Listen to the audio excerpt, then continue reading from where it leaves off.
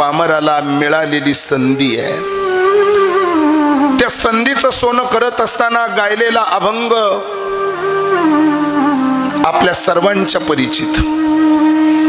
देवमान्य संत मान्य पाचव्या वेदस्थानी असणारी हिंदू हृदय सम्राट देहू निवासी जगद्गुरु तुकोबराय यांचा 4 चरणाचा सगळ्यांच्या परिचित नसेल, पण सप्ताहातल्या कलशपूर्व सेवेला अर्थात जागराच्या सेवेला शोभणारा मागणी या प्रकरणातील मागणी देवाकडे आहेत आणि संदर्भ आहेत. वाम मार्गाला गेलेला माणूस त्याच्या निकषांती त्याच्या बुद्धीचा झालेला विकल्प आणि त्याला झालेला दोष अर्थात बुद्धिभ्रष्ट झालेल्या लोकांकडे पाहिलं आणि जगद्गुरु तुकोबरायांनी पांडुरंग परमात्म्याला रिक्वेस्ट केली का देवा या दुर्बुद्धीचा संचार माझ्याकडे होऊ देऊ नको आणि हे जर तू माझं ऐकलंस तर मोबदल्यात भजन करेल. विठ्ठल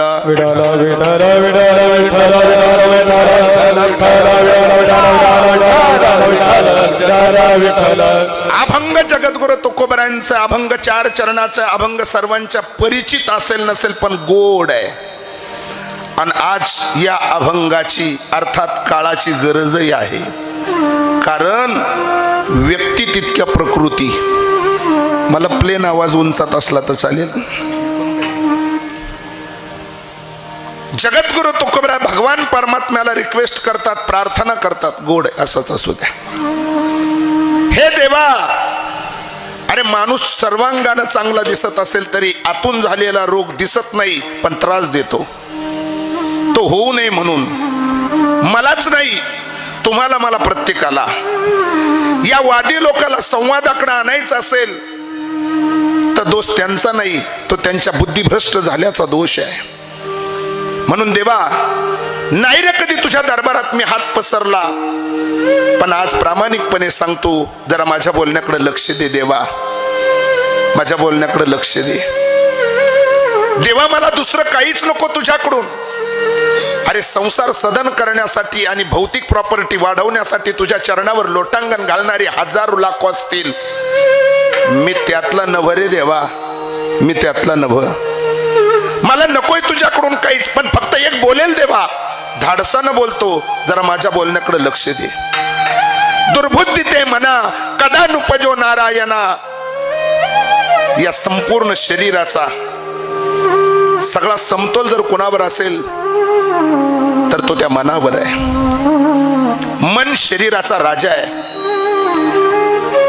आणि राजा सांगेल तशी प्रजा वागते. हे मन जाईल तिकडे घेऊन जातं, अर्थात पतनाच्याच दिशेनं. त्याला जर विषय आवडत असतील, विकार आवडत असतील तर कधी रे देवा आमचा उद्धार होईल. त्यापेक्षा मी तुला अशी विनंती करतो, माझ्या जीवनामध्ये मला सद्बुद्धीचा विचार अंगीकारायचा आहे आणि ती सवय माझ्या मनाला लागावी, म्हणून माझ्या हातून कुणाचं वाईट होऊ देऊ नको. भलं व्हावं याच्यासाठी माझ्या अंतःकरणामध्ये सदविचाराची पेरणी असली पाहिजे. आणि हे सगळं माझ्या बुद्धीवर अवलंबून आहे, ते माझ्या ज्ञानावर अवलंबून आहेत. अज्ञानी लोकांमध्ये वाद असतो, ज्ञानी लोकांमध्ये संवाद असतो. अज्ञानी लोकांच्या बुद्धीचा विकास झालेला नसतो, सुज्ञानी तज्ञ लोकांचा ज्ञानी लोकांच्या बुद्धीचा विकास झालेला असतो. आणि हे सगळं सूत्र तुझ्या हातात आहे, कोणाला मनोरुग्ण बनवायचं आणि कोणाला ज्ञानी बनवायचं. या समाजाकडे पाहिल्याच्या नंतर या लोकांचं मी ऑब्झर्व केलं, अरे जितकी दुसऱ्याच्या महाराज स्वतःच्या दुःखानं माणसं दुःखी नाही, इतकी दुसऱ्याच्या सुखानं दुःखी आहे. हेच मी पाहिलं रे देवा. म्हणून मी तुला विनंती करतो, दुर्बुद्धी ते मना कदा नुपजो नारायणा. हे नारायणा, दुर्बुद्धीचा संचार माझ्या अंतःकरणामध्ये होऊ देऊ नको. मला सद्बुद्धी विवेक बुद्धी दे की जेणेकरून तू मला जोडला जाईल, हा समाज मला तुझ्या माध्यमातून दिसला जाईल आणि जे जे भेटे भूत ते मानी जे भगवंत. हा भक्तियोग निश्चित जाण माझा, ही वृत्ती माझ्या अंतःकरणामध्ये होईल. त्या दिवशी देवा मी तुझा सदैव ऋणी असेल.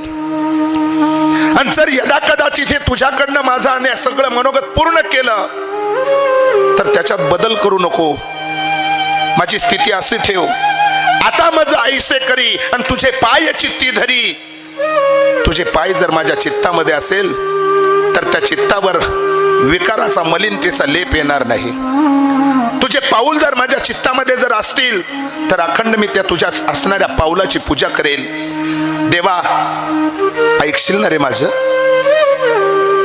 मी बोलतोय त्या बोलण्याकडे लक्ष आहे का रे देवा? जगद्गुरु तुकोबराय भगवान परमात्म्याला पुन्हा पुन्हा सांगतात, देवा आता मग जाईस हे करी आणि तुझे पायी चित्ती धरी.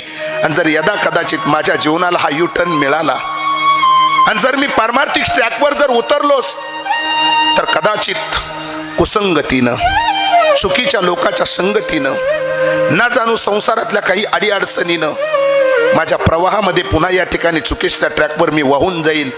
तर असं काही करू नको.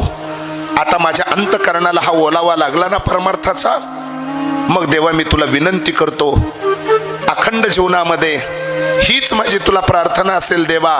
उपजला भाव तुमचे कृपे सिद्धी जाओ. जो भाव माझ्या मनामध्ये निर्माण झाला, भक्तीचा ओलावा लागला, तो कायम स्वरूपी लाईफ टाईम माझ्या शेवटच्या श्वासापर्यंत कायम स्वरूपी तो तुझ्याशी निगडीत असू दे, ही मी तुला प्रार्थना करतो देवा. पण देवा मला माहित आहे तू जगाचा न्यायाधीश आहे, तू सर्वस्वाचं सुप्रीम कोर्ट आहे, तुझ्या पुढे नो अपील. तू हे सगळं करत असताना कदाचित मला तू आश्वासनं देशील, पण अशी पुढाऱ्यासारखी आश्वासनं देऊन मला पुढे पुढे ढकलू नकोस रे. कारण शेवटची पाळी एक मनुष्य जन्म आणि चुकली या वर्म फेरा पडे. जर कदाचित आज माझ्या जीवनामध्ये मला तू पुढे पुढे म्हणत असतील तर असं काही करू नको. तुका म्हणे आता आणि लाभ नाही या परता.